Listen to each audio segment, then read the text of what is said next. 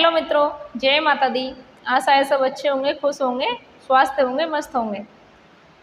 हमारा आज का विषय है प्रकृति क्या देती है। तो प्रकृति हमें हमारे दिए हुए को कई गुना करके वापस देती है। जैसे क्या, जो लोग किसान हैं वो इस चीज़ को जानते हैं कि उन्होंने किसी भी खेत में बीज को किलो की मात्रा में डाला है और जब फसल तैयार होती है तो वो कुंटलों की मात्रा में मिलती है। उसी तरीके से हमारे विचार, आचार, हमारा आचरण, हम समाज को, प्रकृति को जिस हिसाब से वह देते हैं तो हमें वह कई गुना होकर वापस मिलता है। जैसे मान लीजिए, हम प्रकृति में अच्छा आचरण, सभ्यता, प्रेम, दया, ये सारी चीज़ें देते हैं तो वही चीज़ें हमें कई गुना होकर वापस मिलती हैं। ठीक उसके विपरीत अगर हम समाज को नफ़रत, चिड़चिड़ापन और गलत विचार देते हैं तो वही चीज़ें हमें कई गुना होकर वापस मिलती हैं। जो हम देंगे वही हमें वापस मिलेगा। आदमी की शिकायतें कभी भी ख़त्म नहीं होती।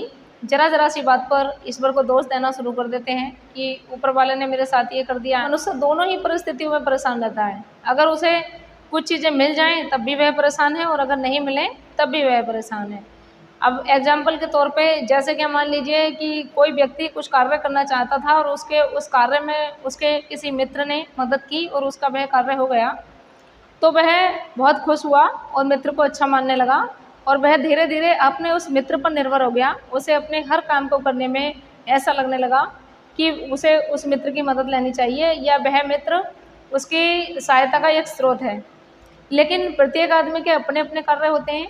कभी ऐसा होता भी है कि वह मित्र मान लीजिए मना कर दे कि मेरे पास समय नहीं है या मैं ये नहीं कर पाऊँगा, तो उसके मन में सीधे सीधे ये धारणा जन्म ले लेती है कि मुझे तो अपने उस मित्र से ये उम्मीद नहीं थी, उसने मेरे साथ धोखा कर दिया है। ये मान लीजिए एक तरीके से कि आप उस पर निर्भर थे और जब उसने आपका काम करने के लिए मना कर दिया तो आपका ये काम करने वाला स्रोत बंद हो गया।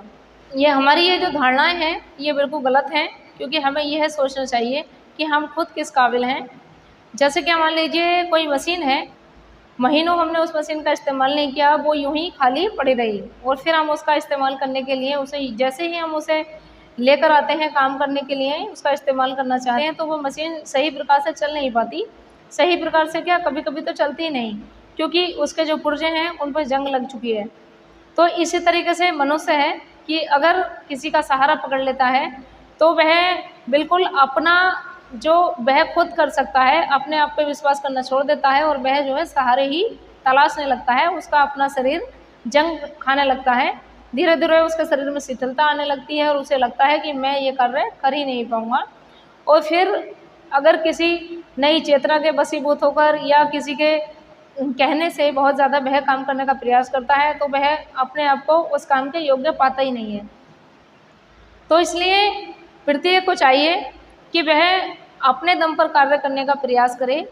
सहायता करने वाले सहायता कर देते हैं, जब हम किसी की सहायता कर देते हैं तो वो भी हमारी सहायता करेंगे, लेकिन कभी भी किसी को अपने कार्य का दायित्व नहीं देना चाहिए, क्योंकि प्रत्येक व्यक्ति के अपने अपने कार्य होते हैं और हर किसी के पास में इतना समय नहीं है।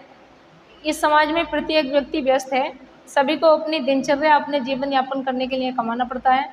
तो आप अपना कार्य दूसरे पर ना सौंपें, खुद ही करने का प्रयास करें।